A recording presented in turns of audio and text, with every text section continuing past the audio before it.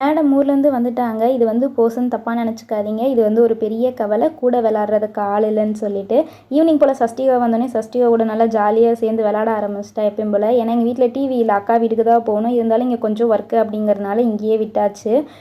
ஒரு சில நேரம் வந்து என்னையெல்லாம் நிறைய பேர் சொல்லுவாங்க, அவள் கொஞ்சம் ரூடு, ஸ்ட்ரெயிட் ஃபார்வேர்டு, திட்டி விட்ருவா, பயங்கரமாக கோவம் அப்படின்லாம் சொல்லுவாங்க. ஆனால் ஒரு ஸ்டேஜுக்கு அப்புறம் என்னைய நானே ரியலைஸ் பண்ணதுக்கப்புறம் தான் எனக்கே தெரிஞ்சுது, என்கிட்ட இருக்க தனிமையை, எனக்கு உள்ளே இருக்க ஒரு சோகத்தை, அதெல்லாம் வந்து நான் வெளிக்காட்டிக்க கூடாது. என்னை யாரும் தப்பாக நினச்சிடக்கூடாது. என்கிட்ட ஒரு தப்பான கண்ணோட்டத்தில் என்னை யாரும் பார்த்துடக்கூடாதுன்றதுக்காகவே இதெல்லாம் நான் மெயின்டைன் பண்ணியிருக்கேன் அப்படின்னு சொல்லிட்டு.